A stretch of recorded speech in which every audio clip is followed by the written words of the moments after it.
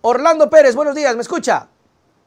Te escucho perfectamente. ¿Usted me escucha a mí? Le escucho muy bien, estamos ya en vivo y en directo con toda nuestra audiencia para conversar con usted precisamente, mi querido amigo, todo lo que ha ocurrido, hacer un balance, hacer un recuento de estas horas trágicas de que vive el Ecuador. Orlando, a diferencia de octubre, que ya se paró o se acabó por estos días, hoy no hay una luz al final del túnel. ¿Cuál es tu lectura de lo que ocurre?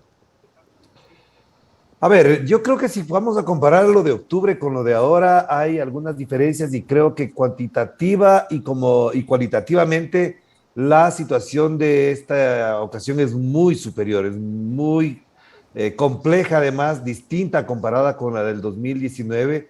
Me parece que ahí, por ejemplo, ya se han mencionado algunas cosas en entrevistas anteriores. Estaba escuchando con atención varias de sus entrevistas, Nelson, porque me parece que es muy importante tener presente esa diversidad de opiniones.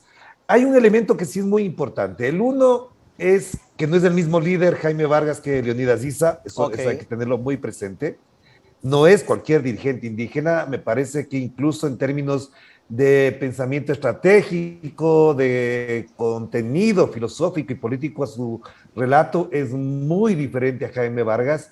El liderazgo que tiene en las bases de la CONAIE es superior al de Jaime Vargas, Wow. incluso supera en mucho a los tradicionales líderes ahora de Pachacuti, como son el señor Salvador Quispe o Marlon Santi, y ni qué decir de la señora Lourdes Tibán, que ya a veces es impresentable para eso. Dos, el tema que sí me preocupa, no por mal, sino para el análisis solamente, es que esta protesta ya no es de carácter local en Quito, ya se ha ampliado, se ha instalado en Guayaquil. Ujú. La manifestación de ayer en Ambato, donde Lazo ganó con el 70%, fue impresionante, es Se decir, tomaron la Ambato ya gobernación.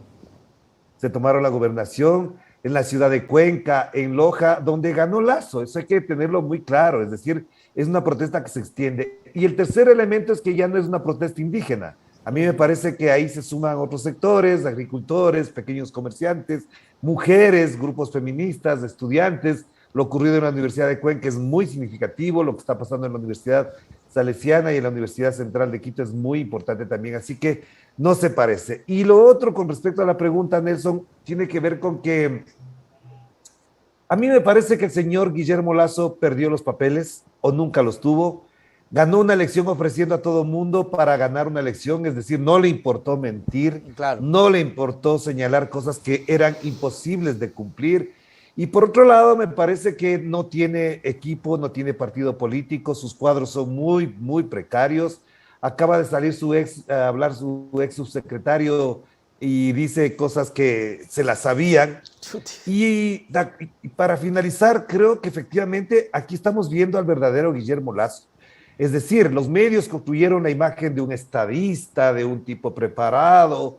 Los amigos de él, desde las redes sociales, le pintaron con toda la parnafernalia de un gran candidato. Y en la práctica, lastimosamente para este país, sus intervenciones, sus reflexiones, su perspectiva política deja mucho que desear. No es el político que le pintaron, nunca lo creí. Yo he sido amigo de él, por supuesto, lo conocía de cerca, sabía de sus limitaciones y tengo que decirlo que en varias ocasiones, incluso en el plan de amistad, yo le decía, hay que leer esto, hay que leer lo otro para entender la complejidad de la política, pero creo que No, esto no es un ni capricho, yo, ¿no? claro, llegar a la presidencia no es cualquier cosa. Claro. Y se parece mucho a lo que vivimos con Maguad, que era un tipo completamente distinto a Lazo, por supuesto, un tipo mejor preparado, pero las características de su gestión se parecen mucho a las de él. Ahora, las consecuencias está dándose, Orlando, y creo que mientras más pasen las horas y los minutos, se está sintiendo. Yo creo que también ya incluso la gente lo está percibiendo. Hay escasez de alimentos, hay muchos problemas, hay actos que realmente, pues sí, hay que rechazarlos, como el tema del vandalismo. Sin embargo, no puede mezclarse con el tema de la lucha social. Y el problema es que yo lo puedo decir usted, pero tenemos un presidente que por un lado te dice, sí, hay un rechazo legítimo, pero por el otro lado te dice, no voy a declarar en emergencia la salud, cuando hace pocos días te dice que sí va a declarar en emergencia la salud. Es decir, ¿con qué garantías se puede avisorar una salida con un gobierno tan contradictorio? A ver, yo no sé si es tan contradictorio. A mí me parece que lo que no tiene es claridad en las cosas que quiere hacer, o la otra es que oculta su verdadera agenda. Ya. Aquí me parece que el tema central, Nelson, y lo vamos a discutir en varios espacios, porque esta es una situación bastante compleja, lo que ha ocurrido es que se militariza y se vuelve más policíaca la gestión de crisis. Ok. Y eso no le hace bien a nadie. Le escuchaba a Carolina, que es una experta, a la cual admiro, por supuesto, en temas de seguridad, y a mí me da a pensar que todo lo que ella ya mencionaba tiene que ver con esta conducta. Un presidente que se viste de militar, que se viste de camuflaje, Claro. que va a los cuarteles, no es precisamente un signo de fortaleza, al contrario, es un signo de debilidad absoluta. Y no es por comparar ni a siquiera a Lenín Moreno ni a Rafael Correa, jamás les vi vestirse de militares porque no creo que les hacía falta. Y eso que acaba de hacer el señor Guillermo Lasso no ayuda a una imagen de un mandatario que está sólido, fuerte. Más allá de las encuestas, más allá de la popularidad, creo que los signos que da es de una militarización y una conducta policíaca de la política que no le ayuda. Y cuando cambia a su ministro de Comunicación y pone al señor Pipo Lazo, a mí ya me preocupa porque efectivamente ya sabemos cuáles son sus tradiciones, cuáles son sus estrategias, no le ayuda y mientras tanto tiene un ministro del Interior que contradice completamente lo que dice el ministro de Gobierno. Mientras el ministro del Interior echa candela al fuego, el agua que el otro quiere lanzar no le alcanza porque el uno lanza un litro de agua y el otro lanza galones y galones de gasolina en el debate público.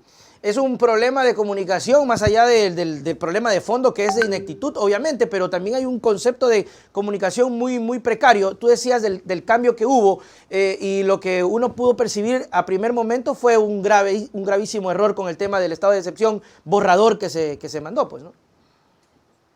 Mira, la comunicación no resuelve lo que la política no puede hacer, eso sí está planteado. En muchos casos hay presidentes que tienen una capacidad política que supera en largo lo que puede señalar y decir un asesor de comunicación. Mira, yo no sé, por ejemplo, qué capacidad tendrá el señor Guillermo Lasso para entender que la comunicación y la propaganda que inunda ahora los medios de comunicación le va a Claro. lavar la imagen, no le va a lavar la imagen.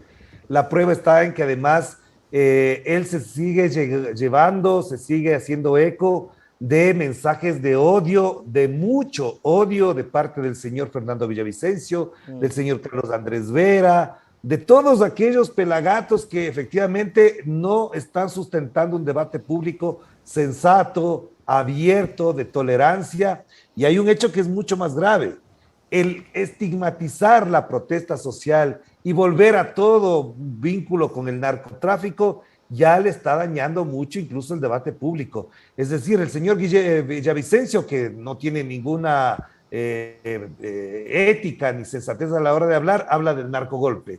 Entonces ahora todo es narcotráfico. El señor Fausto Cobos sale a decir que la protesta indígena está vinculada con el narcotráfico.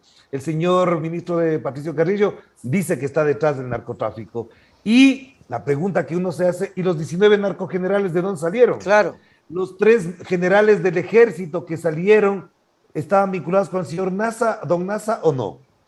Entonces, no cambiemos el relato. Aquí es una disputa de relatos, efectivamente, pero lo que se quiere instaurar ahora ya no es la corrupción, ahora es el narcotráfico. Y creen que estigmatizando, poniendo una etiqueta de narco a todo aquel que se opone, resuelven el problema. No es así. Porque ¿qué pasaría que si la oposición le señala de narco a la policía? No, Claro. pues son 19 generales, no solo 50,000 o 40,000 miembros de la policía. ¿Qué tal si a las Fuerzas Armadas se le acusa de lavado de activos? No, pues son 3 generales.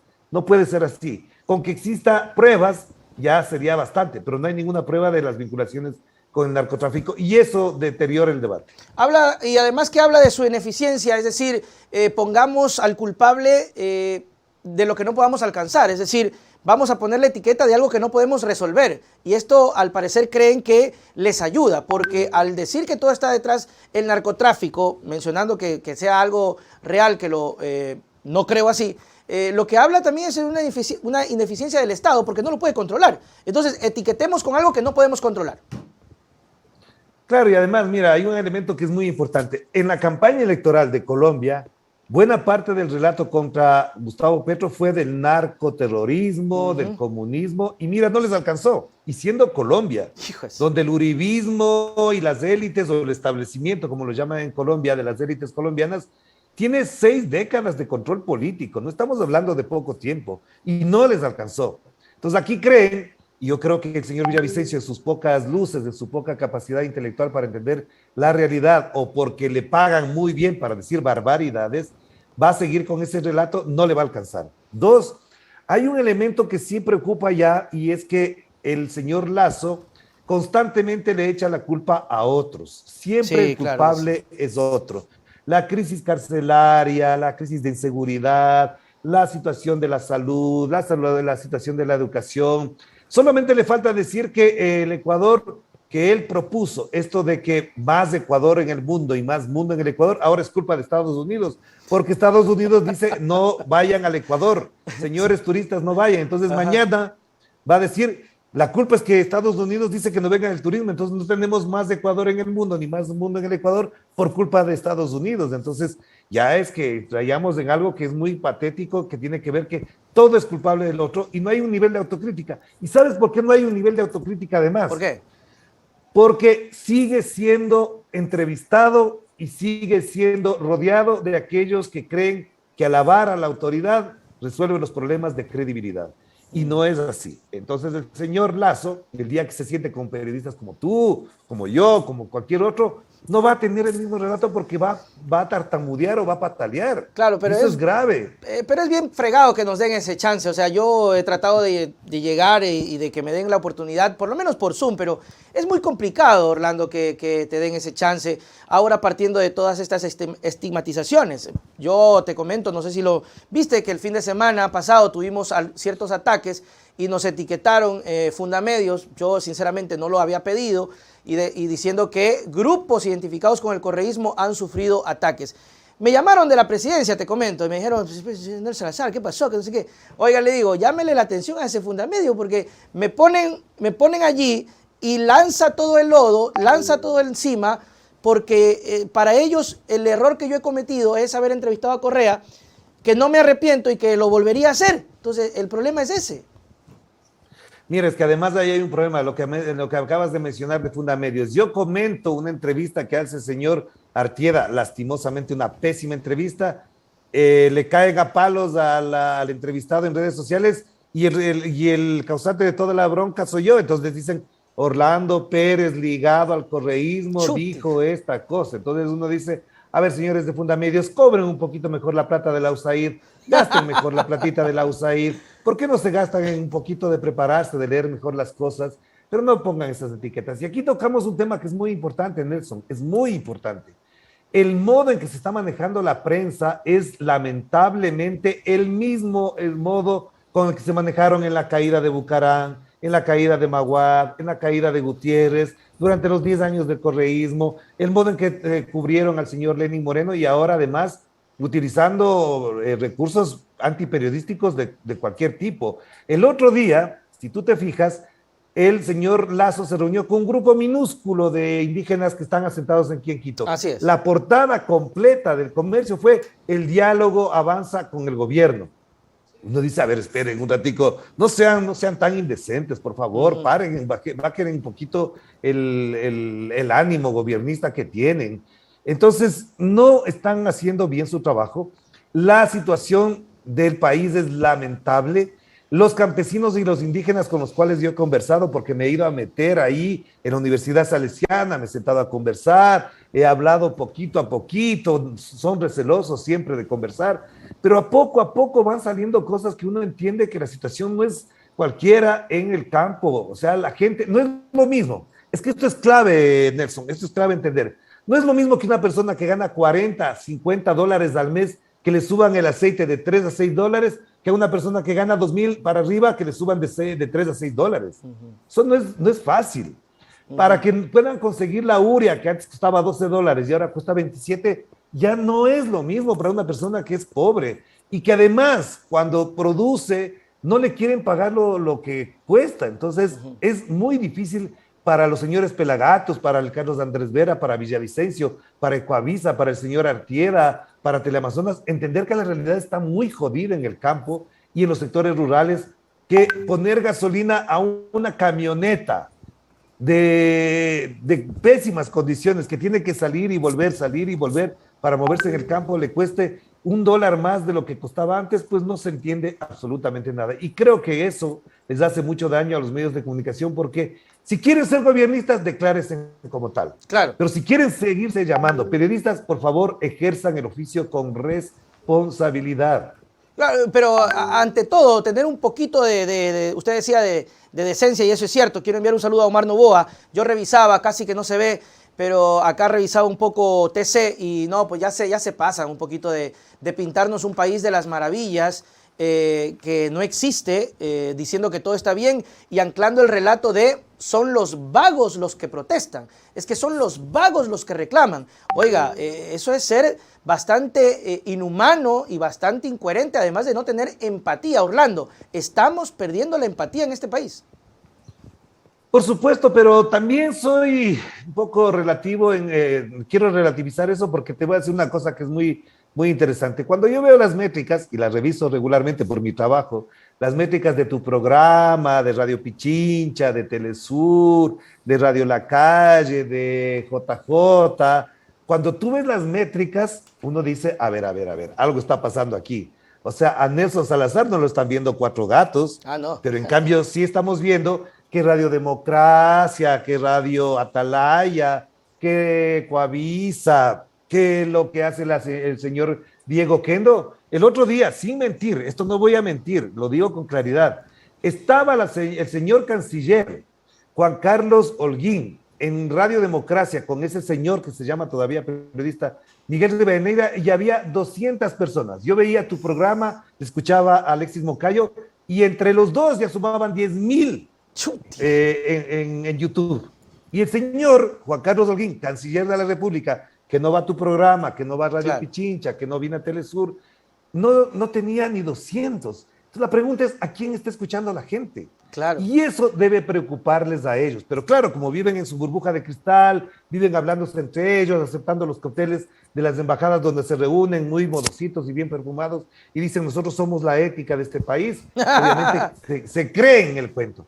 Y eso de creerse el cuento acarrea problemas. Es como aquella persona que vive engañada de que tiene mucha plata y lo que en realidad está viviendo todo el tiempo endeudado. Y todo el día se les revientan las tarjetas. Esa persona no tiene un mundo feliz, en el fondo está jodido. Orlando, el problema es que tal vez si lo piensan ellos dicen, ok, si nos vamos acá, como no tenemos un gobierno estable y nos vamos a exponer a una audiencia tan grande, ellos a lo mejor piensan y dicen, nos terminamos de fregar más. Entonces, como tú dices, en su burbujita, es que no tienen relato y no tienen sustento, pues, Orlando. ¿Cómo le debates a alguien que está sufriendo por falta de medicina, falta de oportunidad, falta de empleo, falta de seguridad? Por eso decía yo, la falta de empatía de quienes dicen allá los vagos. Y esto ha desembocado, Orlando, lamentablemente en la lucha del pueblo contra el pueblo. Yo escuchaba y veía a muchas personas que tú referías incitando a la gente a salir armada, a pelearse, una guerra civil. O sea, es lamentable porque ahí hay un grado de enajenación muy fuerte. Yo escucho a ciertas personas que no creo que sean ricas. Como hay periodistas, te lo voy a repetir constantemente, hay periodistas que alaban tanto a Lazo, pero que creen en Lazo. Nunca les va a invitar a tomar un café en su casa. Olvídense, ustedes, aunque se casen con la hija de un rico, nunca serán como ellos. Pero creen que por estar codeándose con los ricos van a ser ricos. Eso es falso. Esas personas que sí son ricas y que financian, no siempre ponen la cara. Los que salen en los carros, etcétera, son gente de clase media, alta, que creen que defender a Lazo les hace más blanquitos, les hace más perfumados, y lo que están haciendo es dañando a este país, porque este país es plurinacional, multiétnico, es de indios, es de cholos, es de negros. Fíjate lo que pasó con Francia Márquez en Colombia. Le salieron a decir de todo y ahora es la vicepresidenta de ese país. Hay gente que le dijo simio, hay gente que le dijo que vuelva a ser empleada doméstica y ahora es la vicepresidenta de ese país. Eso es lo que no entienden. Y una cosa que es muy importante, esa gente que cree que es más blanquita, no entiende que este país será más blanquito, o como quieran llamarlo, en la medida en que todos tengamos la oportunidad de crecer y de desarrollarnos, todos tengamos las oportunidades de atendernos en hospitales públicos, de ser educados, pero ellos no quieren que sus hijos tengan de compañeritos del aula a indígenas. Entonces no quieren que en las universidades peluconas de este país haya pobres que lleguen por el esfuerzo del Estado, porque ellos serán siempre excluidos. No quieren que sus empleadas domésticas tengan hijos preparados y que les enseñen también a entender lo que está pasando en este país. No quieren que los afroecuatorianos y las afroecuatorianas estén en el mismo auto que ellos manejan y que circulen por el centro comercial o en los supermercados de la mano de ellos comprando las mismas cosas, una botellita de vino, una botellita de champán o comprando un pedazo de carne del mismo valor que ellos pueden adquirir. Eso no quieren. La pelucolandia de aquí es racista, es muy egoísta además. Orlando, ¿qué crees que pueda pasar? ¿Cuál crees tú, desde tu perspectiva, que debería existir como salida a esta crisis? Es claro que no podemos seguir soportando, creo que el país no va a aguantar una semana más de paralización, esto es gravísimo. Entonces, ¿cuál creerías tú que debería ser realmente una salida? Hay muchas voces, y se lo pregunté a los invitados anteriores. Fuera Lazo fuera, muerte cruzada, revocatoria, nuevas elecciones. ¿Cuál crees tú que podría ser? Mira, yo creo que si Guillermo Lasso es consecuente consigo mismo, debería renunciar. Digo esto con absoluto dolor, porque me parece que él ya cumplió su expectativa de vida, es ser presidente, va a tener su retrato en el Palacio Amarillo, ya lo tendrá ahí para toda la vida. Creo que cumplió con un rol, demostró, como dije hace un momento, que no estaba preparado para gobernar. Lo más sensato debería ser renunciar. No lo va a hacer. Por lo tanto, si no lo va a hacer, ¿cuáles son las salidas? Una, sentarse a dialogar efectivamente. Y te voy a decir algo que lo he venido pensando en estos 2 o 3 últimos días. Ya. Si sale de este paro, si este paro se resuelve, Guillermo Lasso no puede gobernar igual. Ya Claro. no es igual. Exacto. De aquí en adelante será muy difícil para él gobernar porque la gente ya lo rechaza. Tendrá que cambiar su programa de gobierno. ¿Qué va a hacer para ganar la popularidad otra vez? ¿Volverse populista regalando plata? No. Yo te digo, es lamentable. Por eso digo, lo más sensato es que renuncie, porque no será igual. Ya no podrá ser igual. Este gobierno no podrá ser igual. Y aquí en adelante, después de este gran paro nacional que lleva 11 días, el señor Guillermo Lasso ya no tiene el mismo piso político, hipotecó, prácticamente embargó completamente su capital político, no le alcanza la vacunación, por supuesto. Y hay otro elemento que a mí me preocupa, es que la misma derecha está muy preocupada porque no le ayuda a Guillermo Lasso a la derecha, no le ayuda para nada. Entonces, lo sensato, renunciar. Lo imposible es que renuncie, o sea, lo difícil es que renuncie. Hay el camino de la muerte cruzada, que la Asamblea debería tener presente eso, la revocatoria del mandato, o la otra, efectivamente, es enconcharse, encerrarse en su burbuja, y creo que eso a quien más le afecta es al país, porque lo que haga o deje de hacer para el país, perdemos todos. Si él sigue convencido de que la única fórmula para resolver los problemas de este país es por el lado financiero, por el lado bancario, se olvida de un sector importante que es el lado productivo, que imagínate que ya hay movilizaciones en Carchi, ya hay movilizaciones en El Oro, un exalcalde le salió a parar el carro a la señora Cintia Viteri, en Manabí no le soportan a nadie, en Esmeraldas, donde parecía que tenía un apoyo, está mal, no precisamente porque sean correístas, ojo, no es porque sean correístas, es porque la situación ya no da para más, ya la derecha, los sectores productivos ya no soportan esta situación, y si esto se prorroga por 15 días, te juro que entramos en una situación muy complicada, pero si salimos de esta, Guillermo Lasso ya no podrá ser el mismo de hace 8 días siquiera. Chútica, es bastante grave, porque al final creo que terminamos nosotros pagando los platos rotos, y creo que la figura de unas nuevas elecciones tomaría mucho más fuerza, es decir, las voces de que dicen váyanse todos. Yo escuchaba al expresidente Correa decir: apliquen el artículo, váyanse todos, los asambleístas de la revolución pueden poner a su cargo a disposición, pero es la única salida, porque parecería ser, como dices Orlando, que no hay una vista clara. Orlando Pérez, gracias por siempre acolitarnos, tus palabras para despedirnos. Gracias, Nelson, y por supuesto contento que te escuche más gente, que te siga más gente, que ese equilibrio mediático ya no sea tal como lo plantean gente. Te digo con orgullo, me da mucha emoción que la diversidad de opiniones, la diversidad de medios de comunicación tenga estos espacios, porque si no, estaríamos como en otras épocas creyendo que los medios grandes nos dicen la única verdad. Qué bueno, felicitarte por tu trabajo. Te mando un abrazo. Gracias. Chao, chao, Orlando. Muy bien, mis queridos amigos, ahí estuvo en vivo y en directo nuestro amigo Orlando Pérez conversando con nosotros sobre lo que ocurre en el país, sobre lo que pasa en el país. Tenga estos espacios, no estaríamos como creyendo que los Orlando que cierre la llamada. Qué bueno, felicitarte por tu trabajo, te mando un abrazo. Gracias, chao, chao, Orlando. Vamos a pedirle a Orlando que cierre la llamadita. Ex Ecuador, mi país, Ecuador. Bueno, mis queridos amigos, lamentablemente la situación no tiene una salida clara y le voy a decir con mucho dolor a mis amigos que están observando el noticiero. Lo digo lamentablemente porque creo que ya no se puede aguantar, no creo que el país aguante más tiempo, no creo que se extienda por una semana más, sería peligroso. La situación de Guillermo Lasso está totalmente dañada, destruida. Ojalá que así como en campaña mencionan que todo lo hacen por el Ecuador, que todo lo hacen por el país, se quiten la vanidad de que solamente el hecho de ser presidente les da la potestad de creerse superior a todos.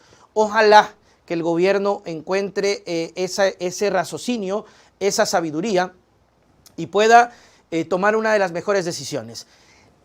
Cambiar de raíz, pero sentándose a conversar con la comunidad, dando respuestas concretas y claras, votando a todos su gabinete de ministros y dando muestras reales de que quiere cambiar, ¿no? Porque el arrepentimiento es parte del ser humano y uno puede decir, me arrepiento, voy a cambiar.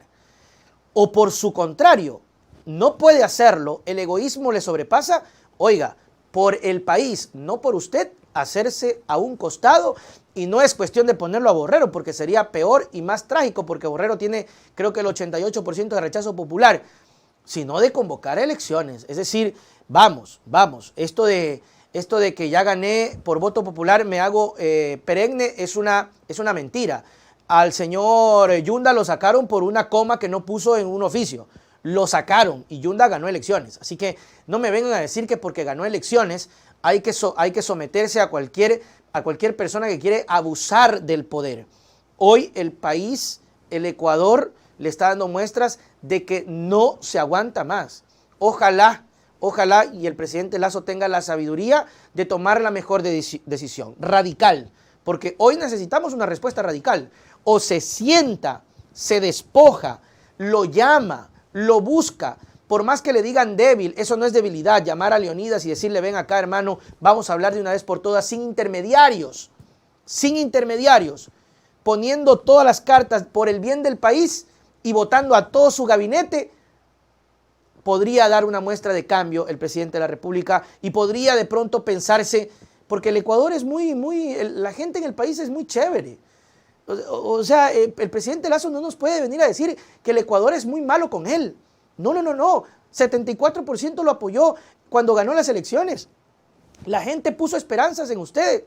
Entonces no nos venga a decir que la gente es hipócrita, ingrata y que no lo colabora, no le apoya. Olvídese de ese 15% que lo apoyó y de esos 3 o 4 bobos que escriben que le están haciendo daño. ¿Cuántas veces no le hemos dicho al presidente, bloquéelos en el Twitter, oiga, bloquéelos en el Twitter, hágase un saneamiento mental y no siga a este grupo de giles que solo buscan incendiar y buscan hacerle daño? Nosotros se le hemos dicho y que no somos partidarios de usted, le hemos dicho desde el principio que le están haciendo muchísimo daño y no hace caso y sigue leyendo y sigue haciéndose eco de un gobierno de Twitter. Y por el contrario, si ya no puede, si el egoísmo, si el ego, si el sentirse presidente lo sobrepasa, oiga, hágase a un lado. Hágase a un lado respetando el principio básico de que el soberano es el dueño del país. Remóntese a sus épocas de campaña. Recuerde lo que decía, que el soberano tiene el poder de decisión y cómo con toda la vehemencia gritaba en contra de Correa con su justo derecho y logró ganar una elección. Entonces valore ese mismo voto, esa misma gente, ese mismo deseo y váyase. Váyase por el bien del país. Y póngame candado en la puerta porque seguramente me caen. Me iban a echar requisa estos pobres desgraciados. Póngale.